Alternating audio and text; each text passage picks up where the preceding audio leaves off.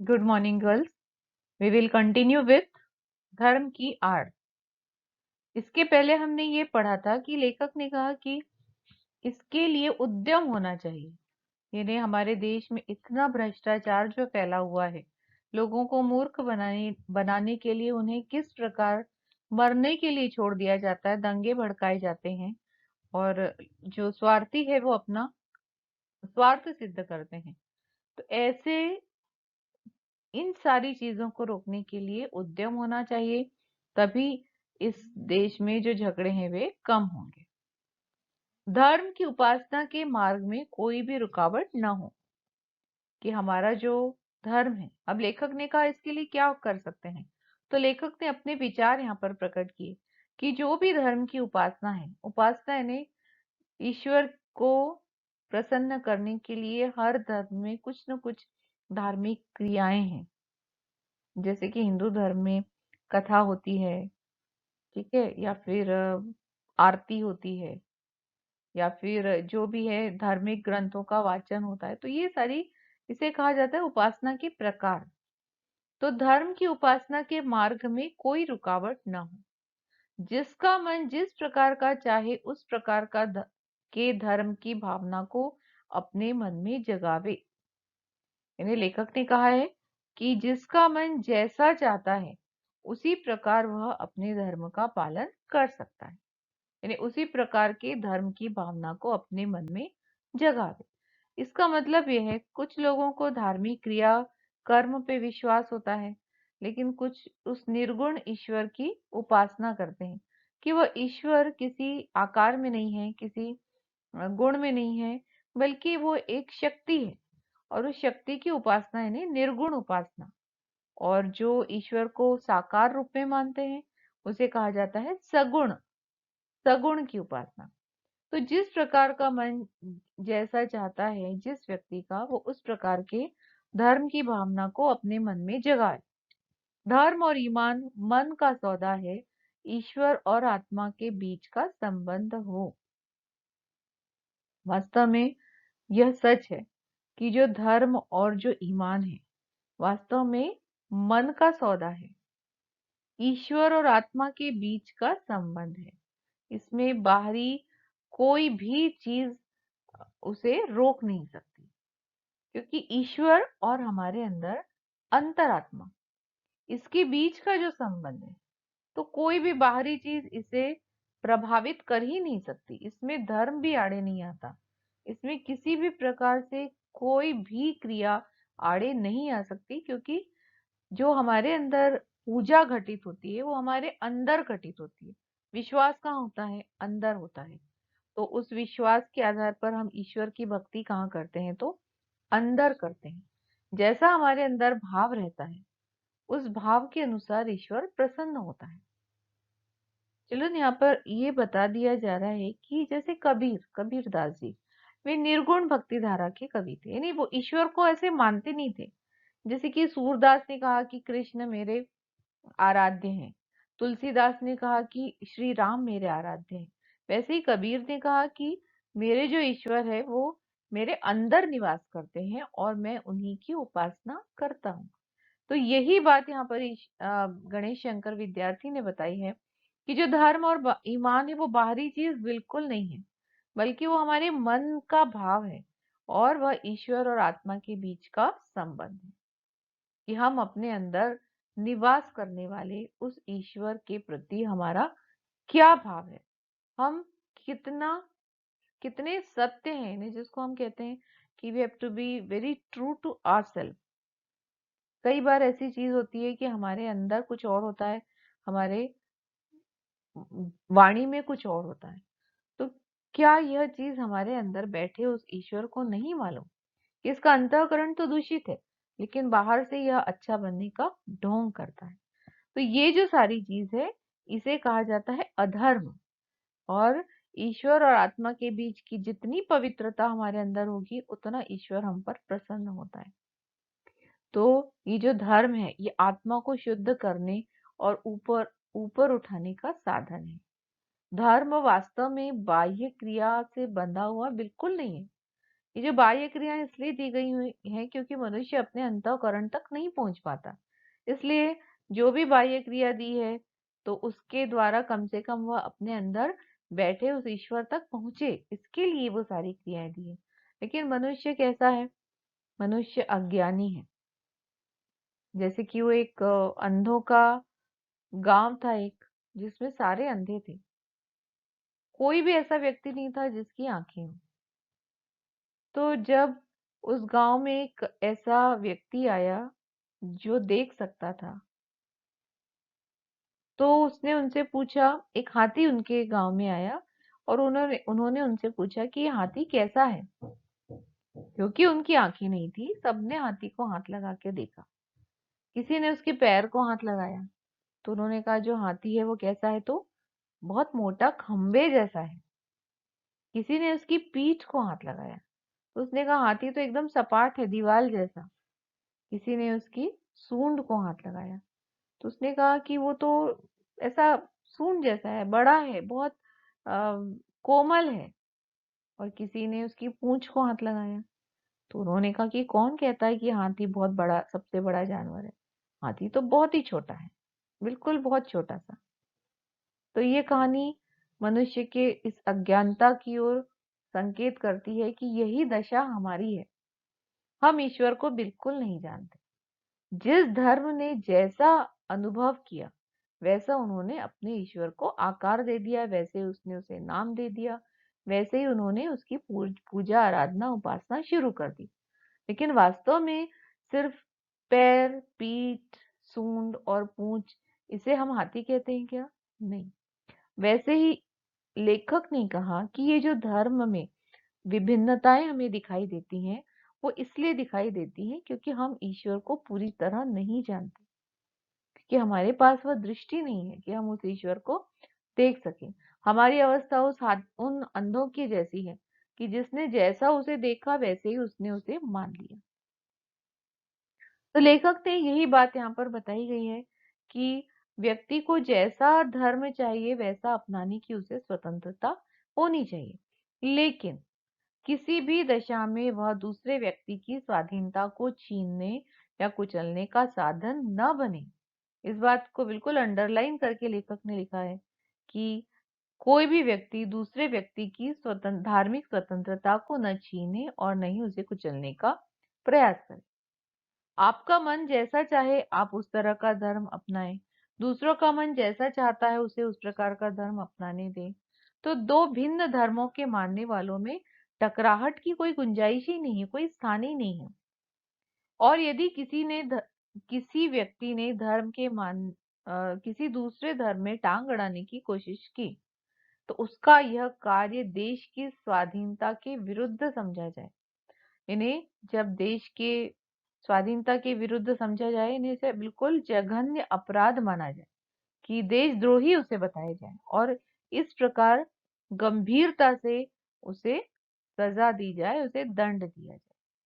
तो लेखक ने यहाँ पर अपने विचार व्यक्त किए हैं कि इस प्रकार यदि हम देश में कानून बनाए तो हम अपने इस देश में जो ये सांप्रदायिक भेदभाव है इसे हम कम कर सकते हैं। इन्हें संप्रदाय धर्म के नाम पर जितने भी भेद हैं या फिर जो भी टकराव होते हैं, दंगे होते हैं, ये सारे दंगे बंद हो सकते हैं। Next paragraph. देश की स्वाधीनता के लिए जो उद्योग किया जा रहा है, उद्योग यानी कार्य, कि देश की स्वाधीनता के लिए जो भी कार्य किया जा रहा था उसका वह दिन निसंदेह बहुत बुरा था जिस दिन स्वाधीनता के क्षेत्र में खिलाफत, मुल्ला, मौलवियों और धर्माचार्यों को स्थान दिया जाना आवश्यक समझा गया। Children, this is very important line. और आपको ये समझना है कि जब हमारा देश परतंत्र था तब राजनेताओं ने किनका सहारा लिया? तो मौलवियों का, खिलाफत का, मुल्ला का और धर्माचार्यों का, कि आप अपने अपने धर्म के लोगों को संगठित कीजिए, अंग्रेजों के खिलाफ उन्हें संगठित कीजिए। उनमें जो भी हमें स्वतंत्रता की लड़ाई लड़नी है तो उसका माध्यम हमने किसको बनाया था? तो मुल्लाओं को, मौलवियों को और धर्माचार्यों को। ये हमारे देश की सबसे बड़ी गलती थी कि राजनेताओं ने यह काम नहीं किया था। उन्होंने किनका सहारा लिया था? तो इन धर्माचार्यों का। और इस प्रकार उस दिन हमने स्वाधीनता के क्षेत्र में एक कदम पीछे रखा। आज हम स्वतंत्र हैं, लेकिन फिर भी हम अपने अपने धर्माचार्यों के अधीन हैं। तो इसलिए कहा गया, लेखक के इस सेंटेंस का यही मतलब है कि इस प्रकार हमने उस दिन स्वाधीनता के क्षेत्र में एक कदम पीछे रखा। एक कदम पीछे रखा से मतलब कि आज हम स्वतंत्र हैं, लेकिन हमारे धर्माचारी हमें जैसा कहते हैं हम वैसा करते हैं। इसलिए हम एक कदम आज भी पीछे हैं। आज भी हम पूरी तरह स्वतंत्र नहीं हैं। हम अपने अपने धर्म के धर्माचार्यों के सीख के नीचे हैं। हम वो जैसा कहते हैं हम वैसा ही करते हैं। और इसका कारण क्या था? कि हम ही ने उन्हें इतना ऊपर उठाया। देश की स्वाधीनता में हमने उन्हें स्थान दिया और उन्होंने अपना स्थान इतना मजबूत बना लिया कि आज वह हमारे देश की स्वतंत्रता के लिए एक परेशानी बन गया है, खतरा बन गया है। और देश में जो अस्थिरता फैली है उसका कारण सिर्फ यही है। I hope you have followed this line. If you have not followed you can ask me. उसी पाप का फल आज हमें भोगना पड़ रहा है। चिल्ड्रन, दिस इज पहले ही कहा था इंट्रोडक्शन में कि जो गणेश शंकर विद्यार्थी बहुत ज्यादा सीधी बात करते हैं, और उन्होंने कहा था कि हमने देश में धर्माचार्यों को, हमने उनका ओहदा बढ़ा दिया, हमने उनका स्थान ऊपर उठा दिया, और उस पाप का फल आज हम भोग रहे हैं। जो पाप हमने स्वतंत्र पराधीन रहते हुए किया था, स्वतंत्रता के पहले किया था, आज उस पाप का फल हम भोग रहे हैं। क्योंकि देश के को स्वाधीनता के संग्राम ही ने मौलाना अब्दुल बारी और शंकराचार्य को देश के सामने दूसरे रूप में पेश किया। इन्हें, इनका स्थान हम लोगों ने इतना बड़ा कर दिया। चाहे वो मौलाना अब्दुल बारी हो, चाहे वो शंकराचार्य हो, ये एक दूसरे रूप में हमारे देश में उभरे। उन्हें अधिक शक्तिशाली बना दिया। इन्हें, इनकी शक्ति बहुत ही ज्यादा बढ़ गई।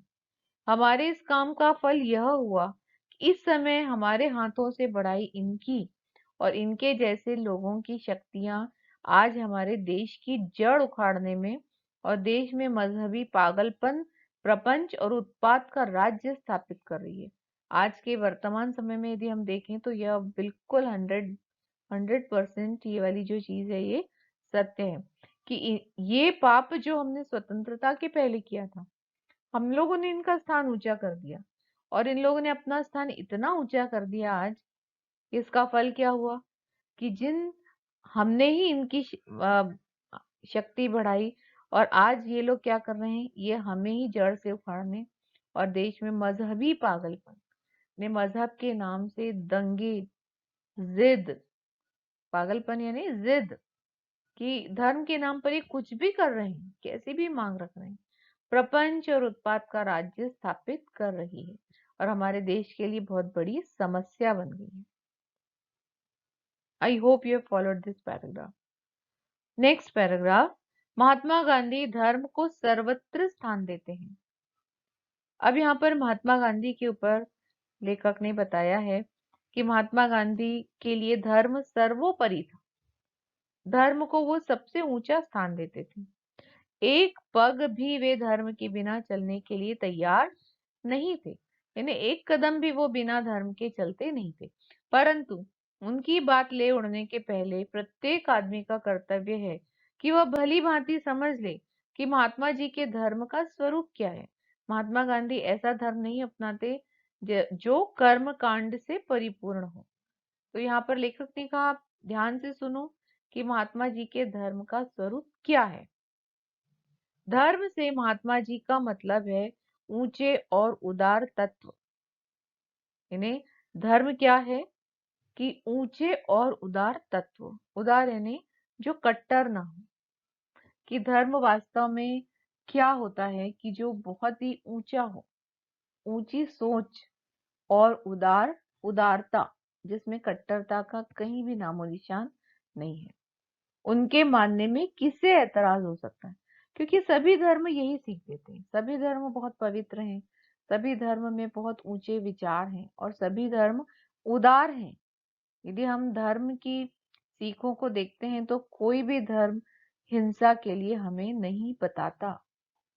कोई भी धर्म हमें नहीं कहता कि हिंसा करो, दूसरों को मारो। यदि हमारे स्वार्थ पूरे नहीं हो रहे हैं तो किसी का भी आप कुछ भी नुकसान करो, ऐसा कोई धर्म नहीं बताता। सारे धर्म की जो धार्मिक ग्रंथ हैं वे बहुत ज्यादा पवित्र हैं और इसके मानने में किसे ऐतराज हो सकता है? यानी किसी को भी ऐतराज नहीं होता। अजान देने, children this is very important paragraph. अजान देना यानी जो अजान होती है, शंख बजाना, नाक दाबना और नमाज पढ़ने का नाम धर्म नहीं है। लेखक ने स्पष्ट बताया कि जो भी हम क्रियाएं करते हैं यानी ये दिखावे की क्रियाएं हैं, इसका नाम धर्म नहीं है। कि हमने अजान नहीं दी, नाक नहीं दाबी, शंख नहीं बजाया, नमाज नहीं पढ़ा, या जो ये सब पढ़ रहे हैं वो बहुत धार्मिक है, ऐसा बिल्कुल नहीं है। बल्कि शुद्धाचरण और सदाचार ही धर्म की स्पष्ट चिन्ह है। धर्म का स्पष्ट चिन्ह क्या है? हमारा शुद्ध आचरण। हमारा आचरण कैसा हो? तो अत्यंत पवित्र हो। और सदाचार, सदाचार यानी हमारा अच्छा व्यवहार, यही धर्म के स्पष्ट चिन्ह है। ने महात्मा गांधी ने कहा कि वास्तव में यही धर्म है कि हमारा आचरण अच्छा हो और हमारा जो आचरण है वो शुद्ध भी हो और सदाचार हो यानी अच्छा भी हो, अशुद्ध और अपवित्र न हो। अब उन्होंने बहुत ही तीखे शब्दों में यहाँ पर प्रहार किया है कि जो लोग ये सारी क्रियाएं करते हैं और अपने धार्मिक बनने का ढोंग करते हैं, वास्तव में वे धार्मिक बिल्कुल नहीं है। 2 घंटे तक बैठकर पूजा कीजिए और 5 वक्त की नमाज भी अदा कीजिए, परंतु ईश्वर इस प्रकार ईश्वर को रिश्वत देकर, देखो रिश्वत वर्ड दिया है क्योंकि मनुष्य की आज यही अवस्था है। सुबह यदि वो पूजा उपासना कर ले या फिर नमाज पढ़ ले 5 वक्त की, तो उसको लगता है कि वो बहुत बड़ा धार्मिक व्यक्ति है, भले ही ऐसा करने के बाद वो दिन भर गलत काम करे। तो लेखक ने कहा कि इस प्रकार ईश्वर को उसने क्या दे दी? तो एक प्रकार से रिश्वत देकर यदि वह अपने आप को दिन भर बेईमानी करने और दूसरों को तकलीफ पहुंचाने के लिए आजाद समझता है, तो इस धर्म को आगे आने वाला समय बिल्कुल टिकने नहीं देगा। यानी ऐसे व्यक्ति को धार्मिक नहीं कह सकते जो इस प्रकार ढोंग करने के बाद बेईमानी का काम करे। तो ऐसा धर्म आने वाला समय टिकने नहीं देगा। अब तो आपका पूजा पाठ नहीं देखा जाएगा कि आप कितनी पूजा करते हैं। आपकी भलमनसाहत की कसौटी केवल आपका आचरण होगी कि आपका आचरण कैसा है, इसके ऊपर आपको अच्छा या बुरा माना जाएगा। सबके कल्याण की दृष्टि से आपको अपने आचरण को सुधारना ही पड़ेगा। यानी आगे आने वाले समय में सिर्फ और सिर्फ आचरण देखा जाएगा, न धर्म देखा जाएगा और न ये देखा जाएगा कि यह पंडित है, पुजारी है, मौलवी है, अजान देने वाला है। ये सब नहीं देखा जाएगा, सिर्फ आपका आचरण देखा जाएगा चिल्ड्रन। और ऐसा हुआ भी है कि बहुत सारे ऐसे जो धर्माचारी थे, फर्स्ट वीडियो में मैंने डाला था कि आज वो जेल में भी हैं। तो ये समय शुरू हो गया है कि ऐसे लोग जो अपने आप को धार्मिक बताते हैं, दिन भर पूजा पाठ उपासना करते हैं, लेकिन उनका आचरण शुद्ध नहीं है, तो आज वो कहाँ है? तो सलाखों के पीछे है। तो अब आपको अपने आचरण को सुधारना पड़ेगा और यदि आप अपने आचरण को नहीं सुधारेंगे तो नमाज और रोजे, पूजा और गायत्री आपको देश के अन्य लोगों की आजादी को रौंदने और देश भर में उत्पातों का कीचड़ उछालने के लिए आजाद नहीं छोड़ेगी, बल्कि क्या करेगी? सलाखों के पीछे डाल देगी। और आज ये हो रहा है। दिन ब दिन एक एक जो अपने आप को ईश्वर का ईश्वर का जिसको अवतार कह रहे हैं, या फिर ईश्वर का जिसको हम कहते हैं कि अवतार है, ईश्वर ने मुझे भेजा है, ऐसे कहने वाले लोग आज आजाद नहीं हैं, बल्कि उनके काली करतूतों का भांडाफोड़ करते हैं और उन्हें सलाखों के पीछे डाल दिया जाता है, क्योंकि उनका आचरण पवित्र नहीं है। अब लेखक ने नेक्स्ट पैराग्राफ में ये बताया है कि ऐसे धार्मिक और दीनदार लोगों से तो वो लामजहब और नास्तिक आदमी कहीं अच्छे और ऊंचे हैं। कि जो ईश्वर के अस्तित्व को नहीं मानते उसे हम कहते हैं नास्तिक। लेकिन ऐसे धार्मिक लोगों से जो धार्मिक होने का सिर्फ दिखावा करते हैं लेकिन उनका आचरण बुरा है, अशुद्ध है, तो यहाँ पर लेखक ने कहा कि ऐसे धार्मिक और दीनदार आदमियों से तो वे लामजहब, लामजहब यानी जिनका कोई धर्म नहीं है, और नास्तिक यानी जो ईश्वर पर विश्वास ही नहीं करते, वो कहते हैं ईश्वर है ही नहीं, सब कुछ हमें ही करना है। तो लेखक ने कहा कि ऐसे लोग ज्यादा अच्छे हैं क्योंकि उनका आचरण अच्छा है, जो दूसरों के सुख दुख का ख्याल रखते हैं, जो मूर्खों को किसी स्वार्थ सिद्धि के लिए उकसाना बहुत बुरा मानते हैं।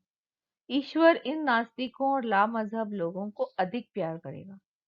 आपको ये बताया गया था कि वास्तव में ईश्वर तक हमारी कौन सी पूजा पहुंचती है, जो हम बाहर दिखाते हैं वो नहीं, बल्कि हमारे अंतःकरण में, हमारे अंदर, हमारे भाव के रूप में जो पूजा होती है वह ईश्वर तक पहुंचती है। क्यों? क्योंकि ईश्वर हमारे अंदर ही है, वह बाहर नहीं है, वो हमारे अंदर ही है। और जैसा हमारा भाव रहता है वही भाव ईश्वर तक पहुंचता है।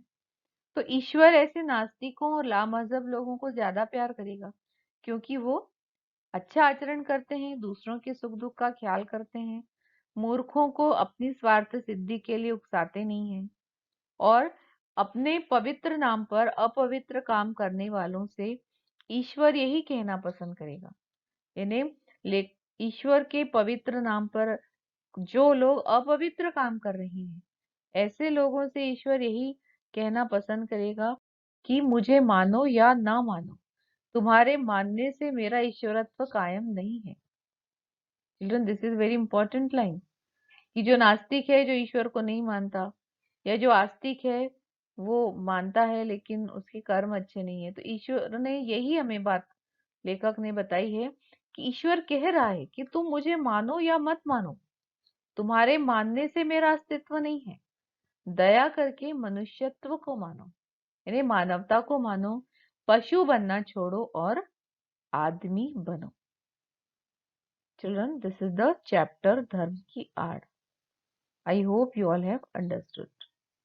जो भी डाउट्स होगी, now in the month of Jan I will start taking your test after completing the portion. एक बचा है वाक्य, that also I will give you.